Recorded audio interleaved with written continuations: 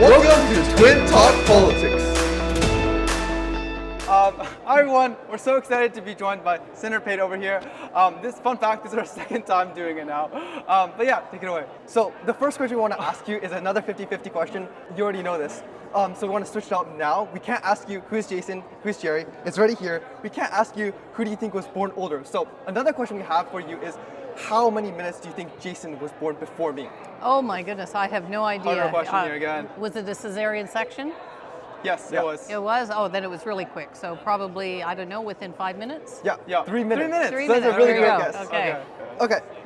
Now we just want to ask a specific question that we are so inspired by, and a specific thing that you have done so much for our country, which is just really fighting for a more just justice system, especially for marginalized communities. And we know in our current world, even though Indigenous women only make up 3% of the entire female population in Canada, they account for nearly 50% of incarcerated women, which is driven by a plethora of wrong factors, whether it be over-policing, failure in the justice system.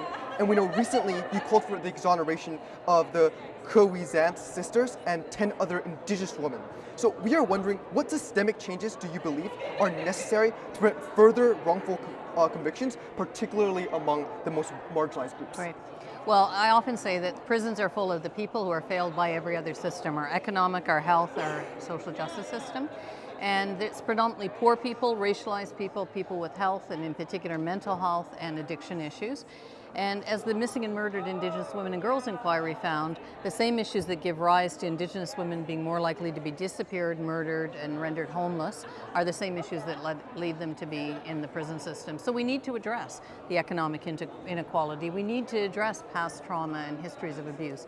We need to address the inadequacy of the child welfare system to actually keep people in safe situations. Sure. And then what happens in the prison system is it amplifies it. The more we have tried to indigenize our prison system, the more people have ended up criminalized in our prison.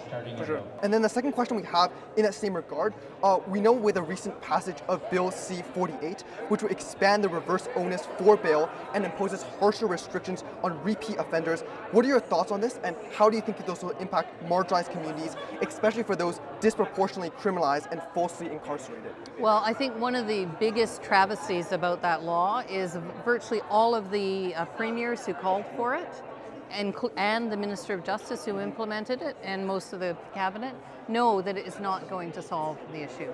That in fact it's a performative approach to make it look like you're doing something about an issue that lots of people for good reason are concerned about, but the pretext is that that's going to solve it, and there's no evidence. In fact, all the evidence shows that you need to develop housing, income supports, health, particularly addictions and mental health services.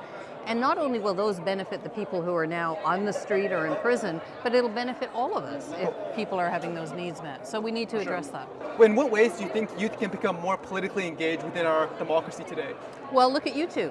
And look at all the young people here. Yeah. I mean, young people are engaged. The fact that we don't pay attention sometimes or we ignore your voices is our shame. We should be making sure that you're directly involved and that we're looking to you for your leadership, that you're already demonstrating. And so I think there's many ways youth are already involved, and part of our responsibility is to get out of the way sometimes. Cool, for sure. Thank you so much for your time. No, thank you. Thank you so much. Thank you so much for your time, Senator. Thank you. It's fabulous. Thank you for all the work you're doing.